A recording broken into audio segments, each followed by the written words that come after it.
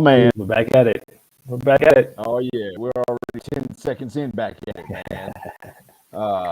If you don't know who we are, I am Kirk M. Samuels.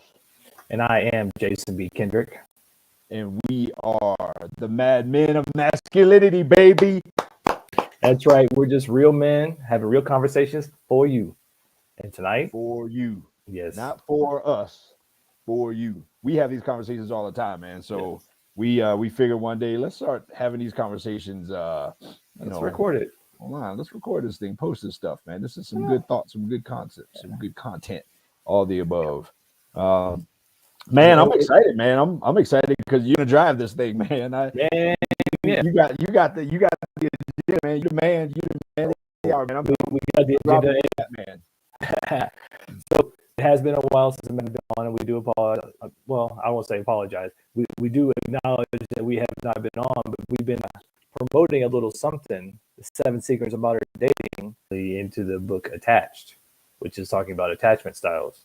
And oh man, does this really get into the gist of how you relate to other people, how you relate in relationships, how you have been showing up. And I know for myself, I was even telling Kirk before we got on, the book kind of messed me up for a minute. Like I was supposed to be on the podcast last night and was like, I'm not in the right headspace for this because my attachment style is avoidant.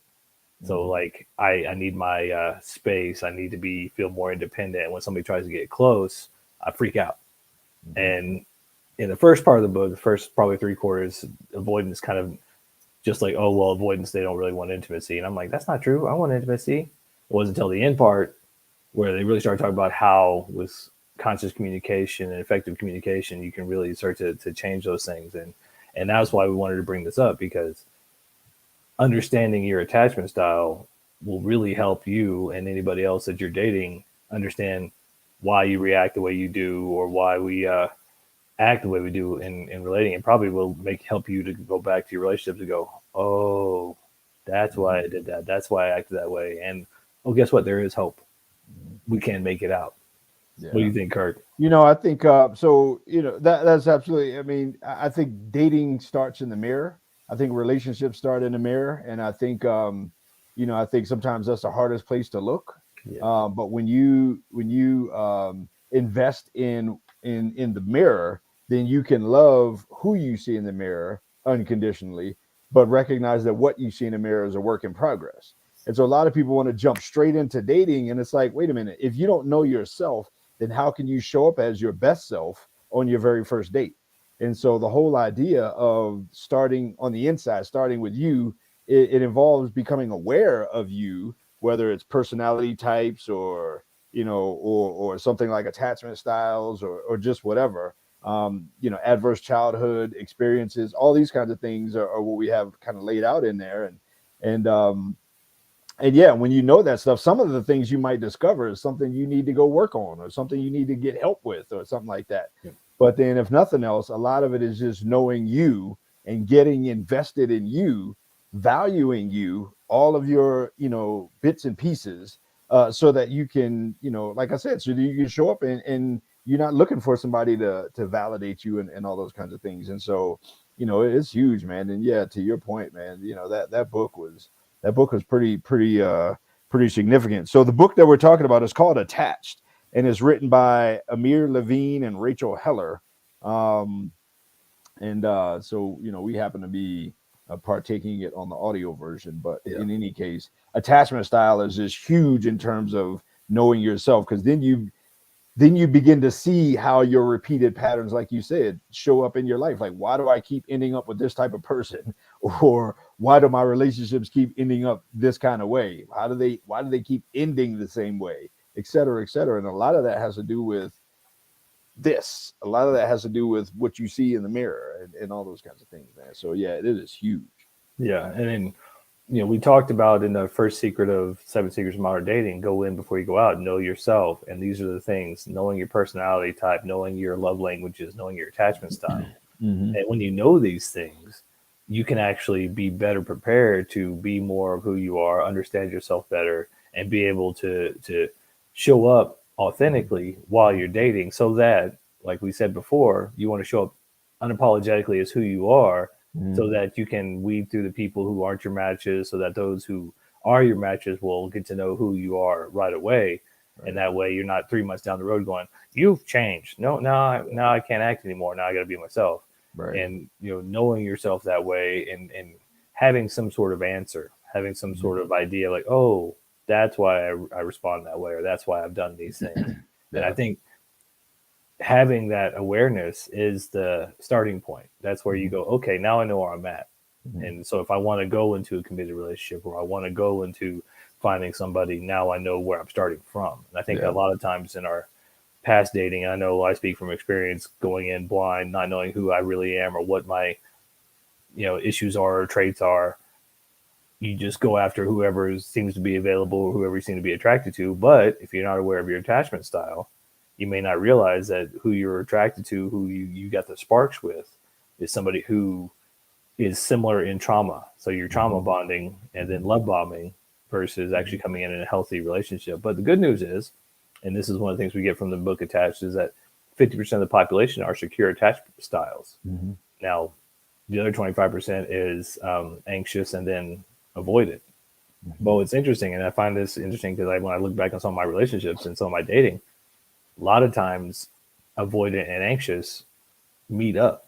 And then you have the guy, you have somebody who's avoidant going, I need my space. I need to feel like I'm free, or, I get afraid or I get distant when somebody tries to get in close. And the anxious attachment style needs to feel close, needs to feel attached, needs to feel close to somebody. And so you are playing that game of, it's like two, positive sides of the magnet. You try to come in, they move out. You try to come in, they move out.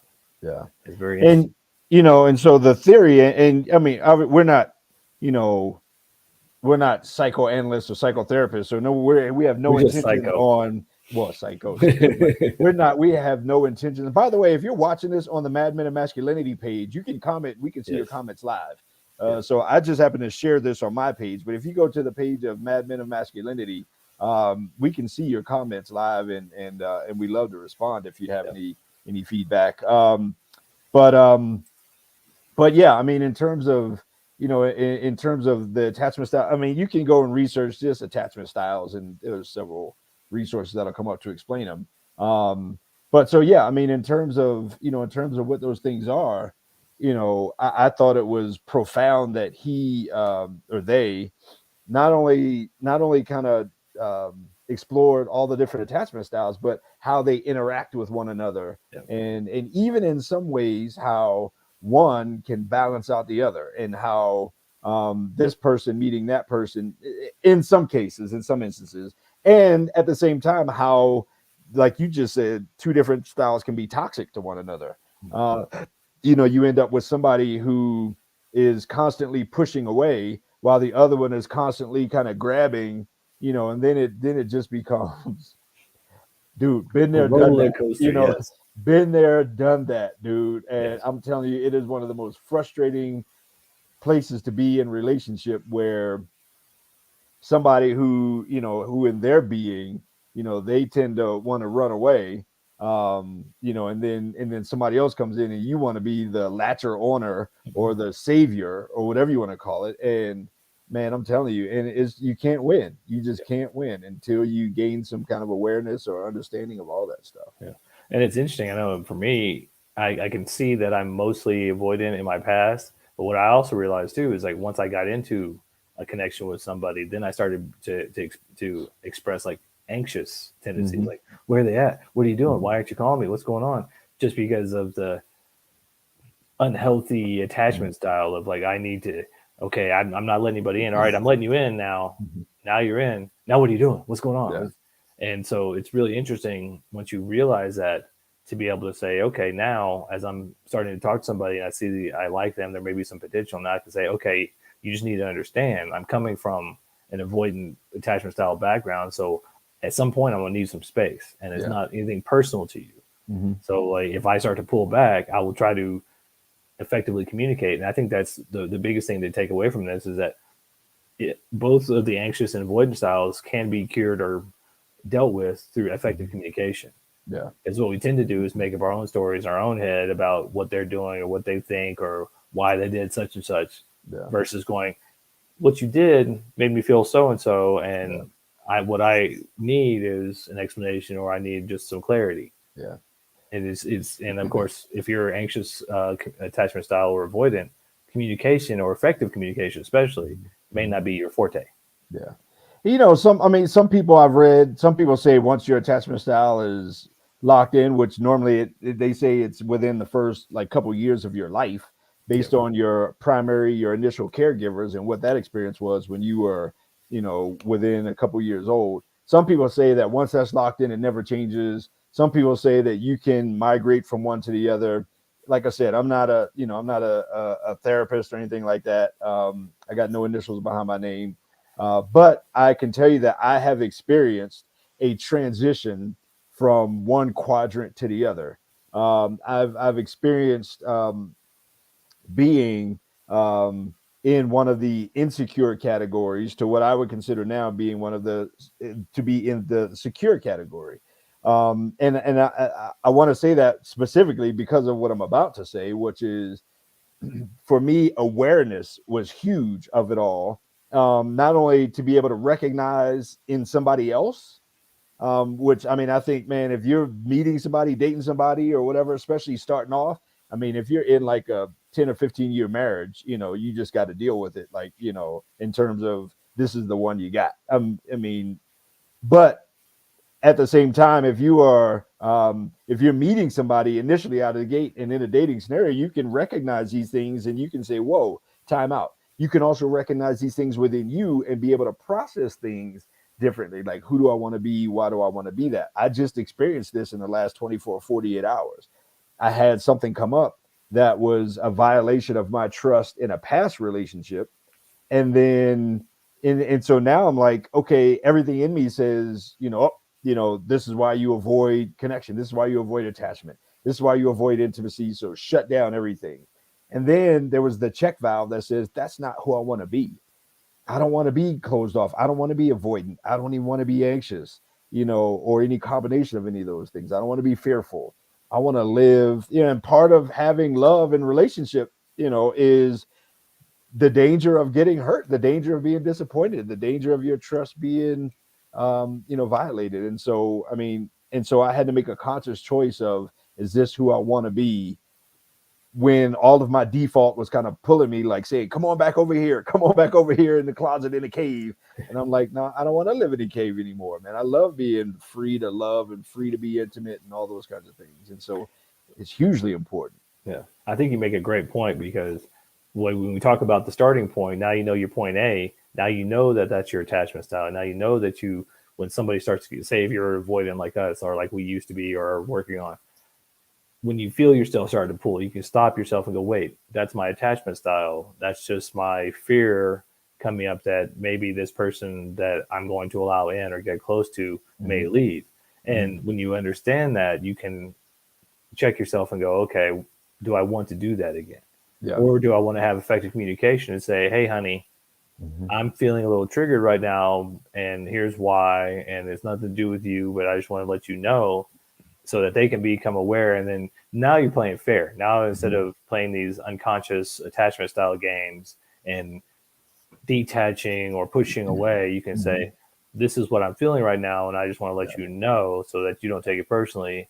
And then that way they can know you more fully and get to make their own fair decision about, well, am I okay with that? Am I not okay with that? And what I found is, and in most cases, yes, especially for those anxious and the insecure attachment styles, effective communication may feel hard. It may feel like, I've never done this before. This is not how I operate.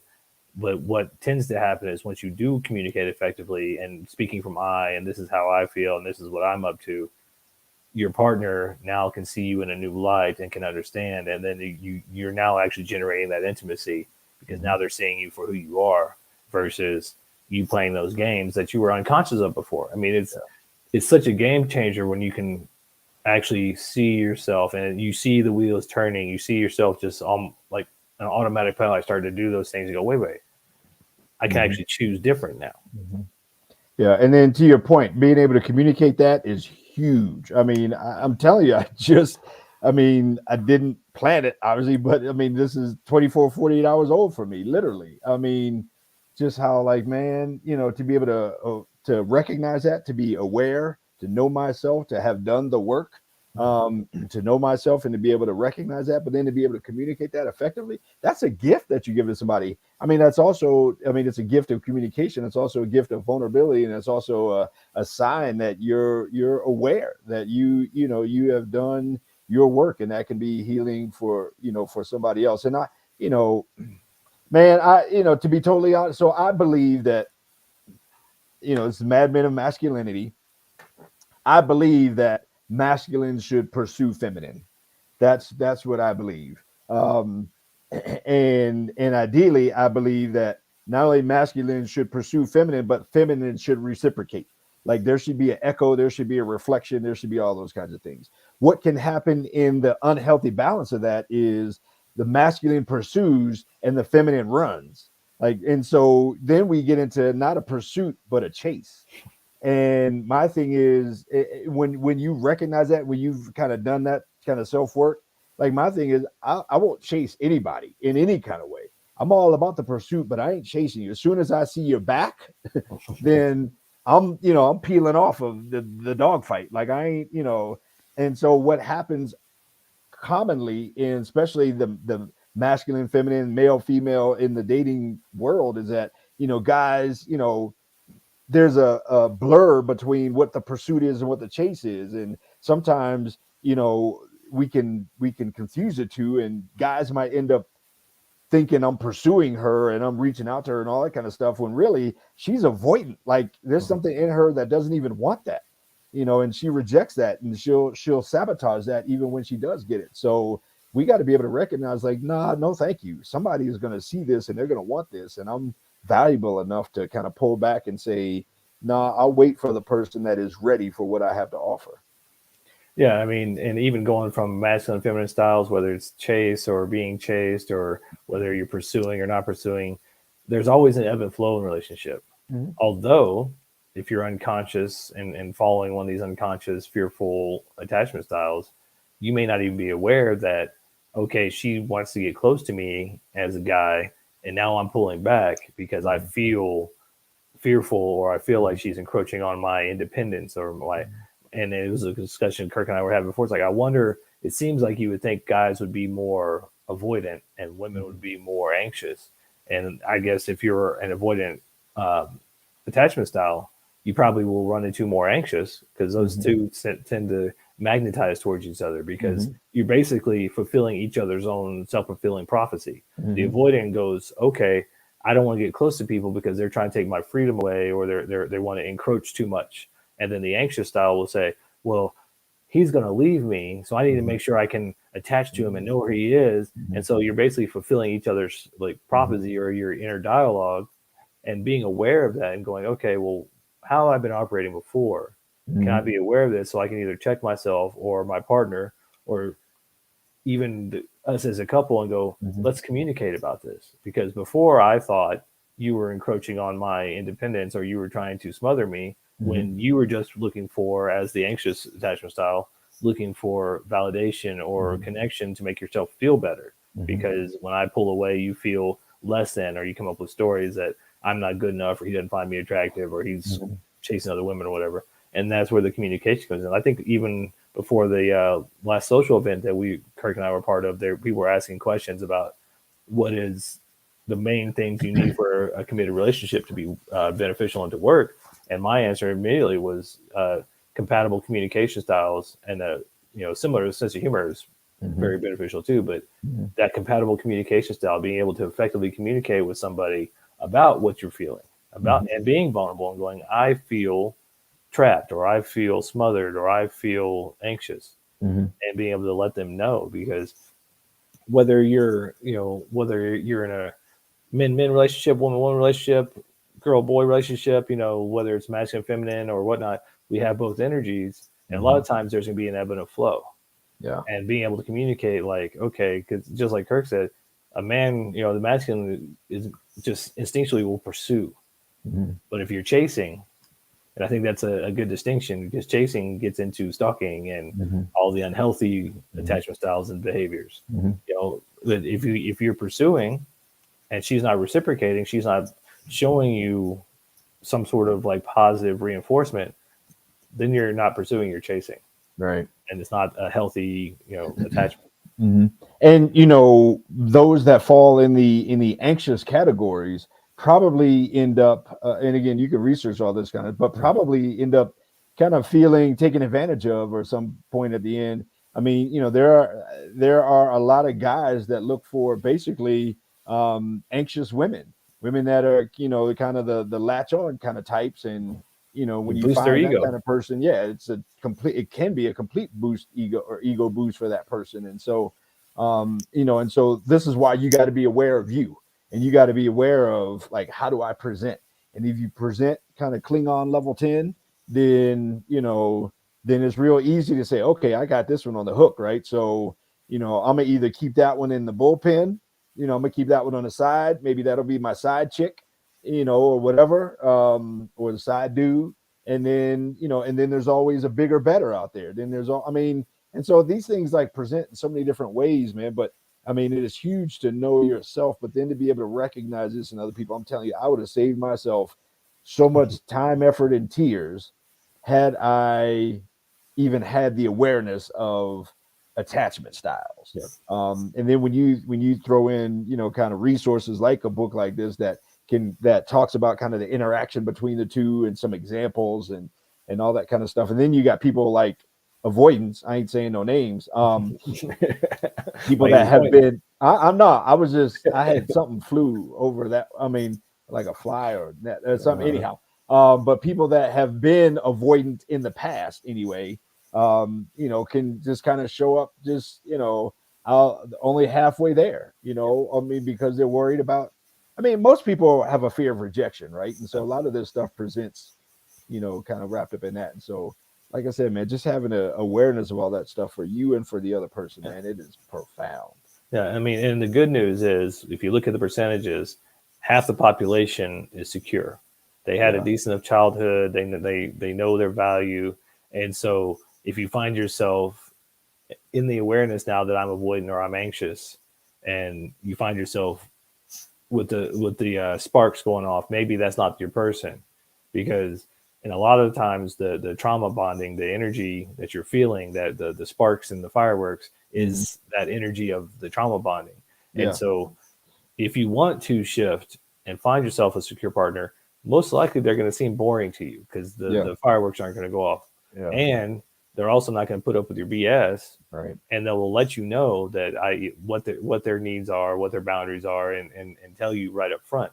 And it's good to know these things, because if you do want to shift and find a secure relationship, because what's really interesting, a secure attachment style will help both anxious and avoidant become secure. Hmm. It's almost like you're going to school. You get to learn from somebody who does that and go, oh, that's such a better way of doing things. Hmm. And if you're aware of your, say, avoidant style, and you're talking with somebody, you can, and you think it's going somewhere, you can say, hey, I'm coming from an avoidant attachment style. I don't want to be that way. However, Hmm. here's what it may look like. I may feel encroached upon and start to push you away. I may feel smothered. And so I just want you to know those things Yeah. so that we can discuss it and work on it.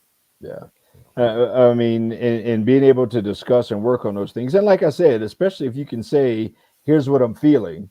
Here's something, maybe here's something that happened. Here's the way that's making me feel. And so here's how I feel it presenting.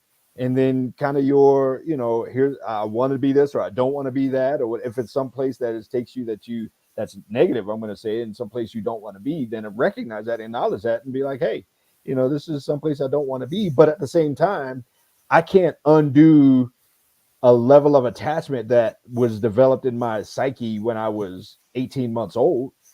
I mean, like, that's there, but because it's there, it doesn't have to dictate who you are, and it doesn't have to dictate how you are, and how you experience relationship and connection. So, so And these, like I said, these things are huge. yeah, and understanding your attachment style is one thing, but also understanding protest behavior. If you're anxious and somebody's doing something and you assume that they're avoiding you because whatever reason. And so, Mhm. well, if they didn't call me right back, then I'm going to wait just as long. Or if they did, and you start having this protest behavior of reacting and keeping score and going tit for tat and matching them where they're at. That's part of that behavior and being aware of that. So you can go, oh wait, let me just explain where I'm at. And I think that's the hardest part. Is you have to be honest. You have to know yourself, know what the deal is, what your attachment style is, what those behaviors are, and be able to say, hey, this isn't personal. I'm just letting you know I'm feeling this way, and my instinct is to bounce. Right. But I'm not wanting to continue that cycle, so I want to let you know.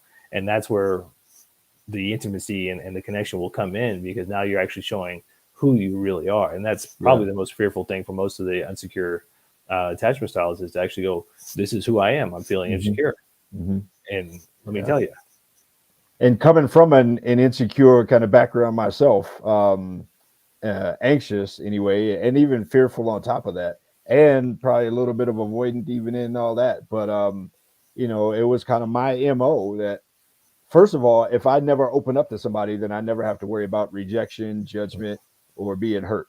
And so that was like, okay, I'm going to keep a little bit of distance. I did it in a passive way. I did it through, my addiction that I had, and I did it through, through just unhealthy behavior, and sabotaging relationships. And so, so I mean, it presented in all those ways. But like I said, I mean, at some point, it's like, okay, I can't keep living life like this. Like, I can't keep, getting in relationships and then ruining the relationships.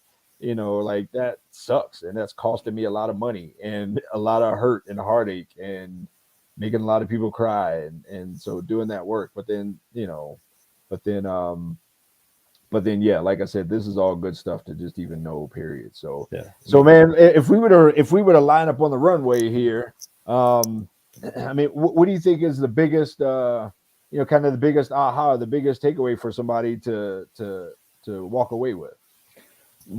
Just knowing who you are, knowing your attachment styles, having some idea that you have an attachment style, and that may be what has been causing the self-sabotage and the issues in relationships. That's your point A.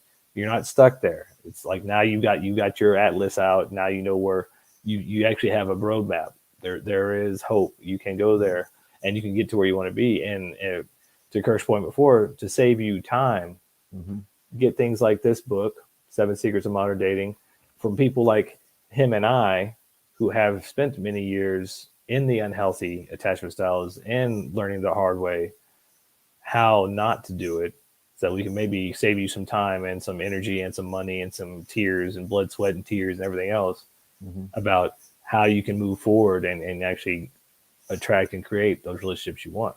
Yeah. What about you, sir? What do you think people should know?